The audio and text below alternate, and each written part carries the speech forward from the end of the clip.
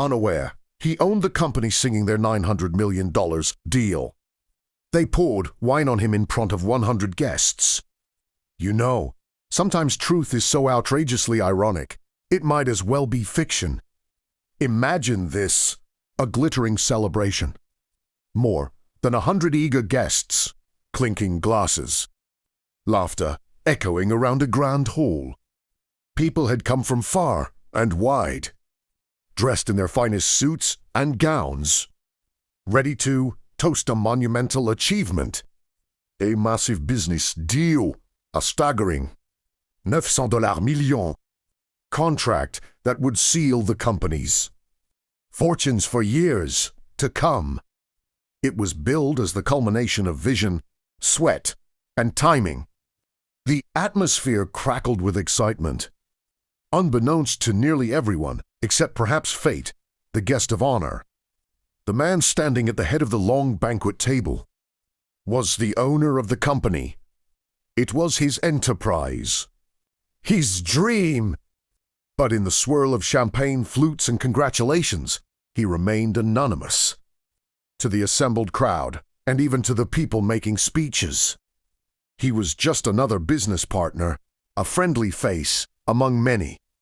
No one had realized the quiet, modest guy they thanked and toasted was the one whose name should have been on the deal. The speeches droned on investors, praising the team, clients, extolling our shared vision, colleagues offering heartfelt congratulations. People raised their glasses again and again. There was a lifted sense of triumph, of vindication. Years of hard work, pride, and risk had paid off. Gala lights danced across crystal. Servers glided through tables carrying platters and bottles. The clink of glass mingled with soft music. Conversation buzzed. And then, the moment that would haunt him forever. In the name of celebration, in a gesture meant to honor success, people did what people often do when they get carried away. They poured wine. Not gently, not politely. Wine was drizzled over him. A toast to the man behind the success, they said aloud with boisterous applause. Glasses raised, cheeks flushed with elation, some even nervously laughing, and wine rained. Some of it splashed on his suit. Some dripped down his face. A few guests cheered. Some stepped back, uncertain, while others snapped photos, caught up in the absurdity of the moment. For him, the confusion hit in waves. At first, surprise. Then, embarrassment. Then, a deep, stinging sense of humiliation. Because he understood, more clearly than anyone, the truth. This was his company. These people were celebrating his victory. Yet no one recognized him for what he was. Instead, they showered him, literally drenched him in a gesture of praise that twisted into shame. In front of 100 eyes. Glass after glass, red wine pooled around his feet. Laughter swallowed the uncertainty. Some looked nervous. Some looked amused. Some just looked away. In that torrent of wine and applause, he felt small, invisible, and exposed. The suits around him, the music, the flicker of cameras, all of it turned hollow.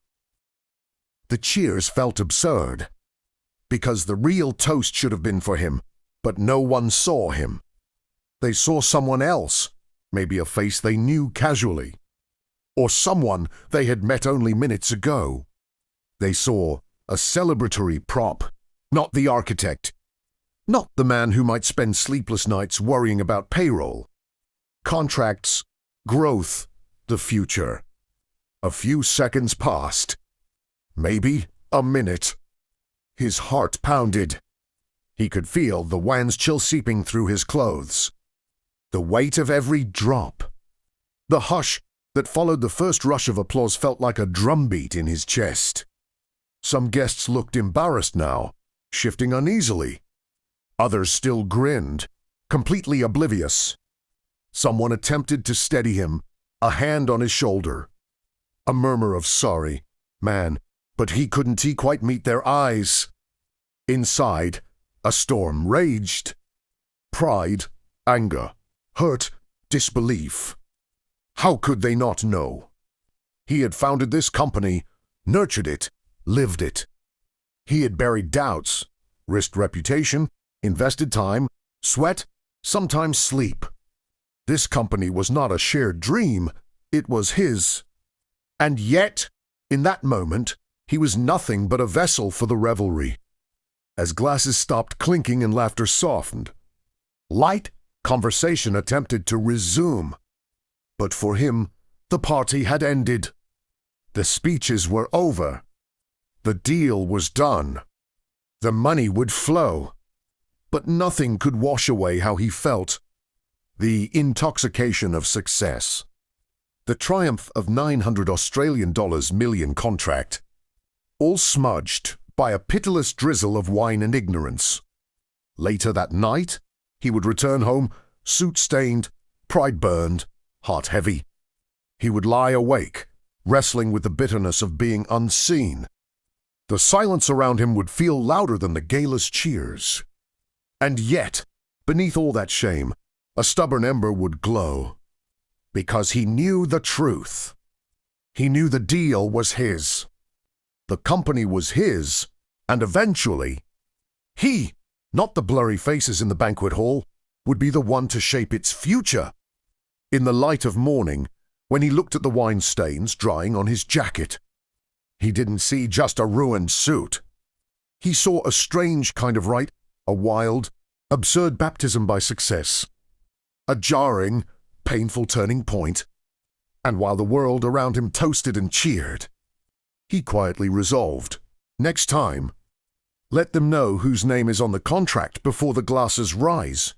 In the end, the night that was, meant to honor success, became a turning point he would never forget.